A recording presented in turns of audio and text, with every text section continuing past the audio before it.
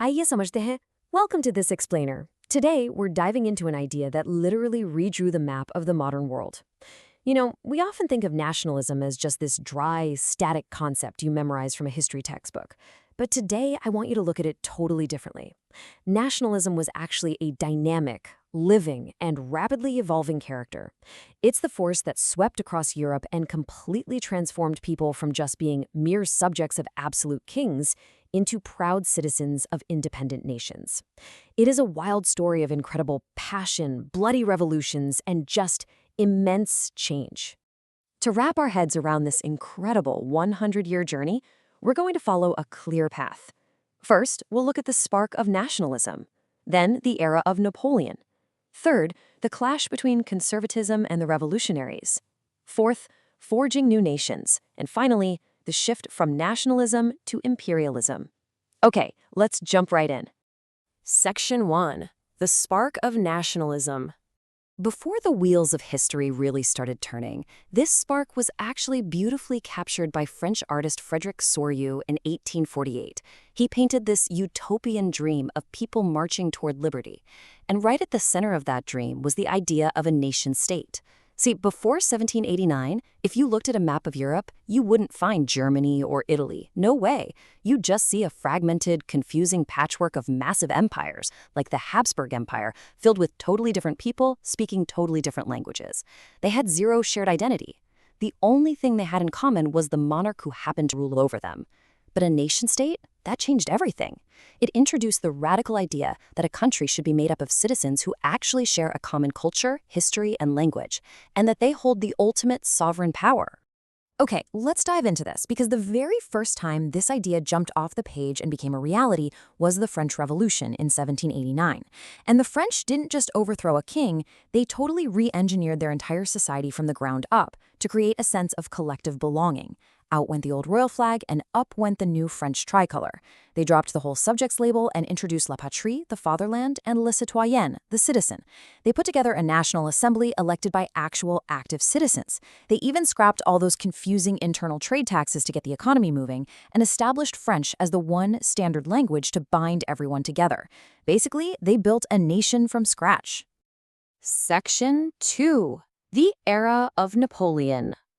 So as the French Revolution kind of matured, nationalism entered this really complex adolescence under a guy who was, honestly, both a brilliant modernizer and an absolute dictator. Yep, Napoleon Bonaparte. Let's trace this timeline really quick to see just how fast things moved. The revolution kicks off in 1789. But by 1799, amidst all the political chaos, Napoleon, this highly successful military general, just seizes power. By 1804, he rolls out his famous civil code, which really cements his total control, but surprisingly, introduces some massive modern reforms too. But here's the catch. His ambition to conquer literally all of Europe unites his enemies against him.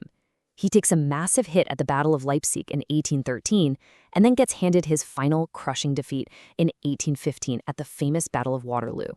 So why exactly is Napoleon such a polarizing figure?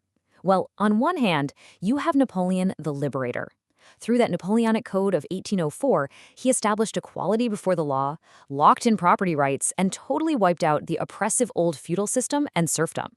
He even standardized weights, measures, and currency, which made trade absolutely boom.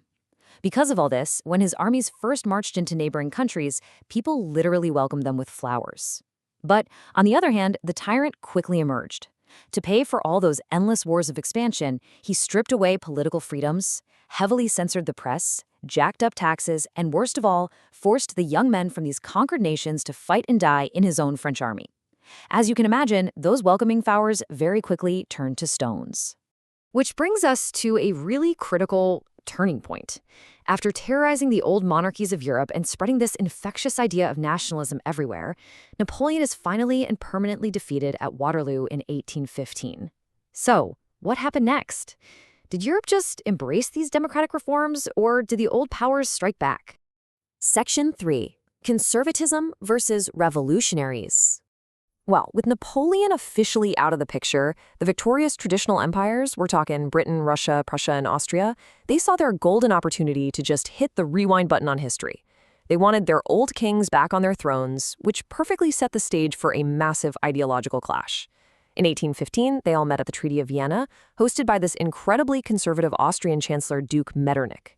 Their goal was pretty straightforward: literally undo the French Revolution and shove the monarchy genie right back into the bottle. They forcefully restored the old Bourbon dynasty to power in France. And to make sure France couldn't break out and start expanding again, they built this wall of buffer states all around it, like giving Belgium over to the Netherlands. The victors also generously rewarded themselves with chunks of new territory. But interestingly enough, they decided to keep Napoleon's 39-state German Confederation totally intact, realizing it was just way easier to manage than dealing with 39 separate kings. So the big takeaway here is that post-1815 Europe was essentially split in two. Up top, you had the conservatives holding all the power. They were deeply invested in traditional institutions, the monarchy, the church. They demanded strict autocratic rule, a clear social hierarchy, and they were absolutely terrified of another revolution. On the flip side, you had the liberal revolutionaries. Now, they were driven underground, sure, but they were far from defeated. They kept demanding freedom, equality, and constitutional governments. But because of the harsh censorship, figures like Giuseppe Mazzini had to form secret, underground societies, like Young Italy. And here's a really fascinating detail. These revolutionaries started using romanticism, things like folk music, poetry, and local languages, as quiet, subtle weapons to keep that fire of national unity burning right in the hearts of the common people. Section 4. Forging New Nations. Now, that conservative grip on Europe might have looked solid on paper, but by the mid-1800s, it was seriously cracking under the pressure. A potent mix of severe economic hardship, widespread hunger, and this relentless revolutionary spirit was about to physically redraw the borders of Europe.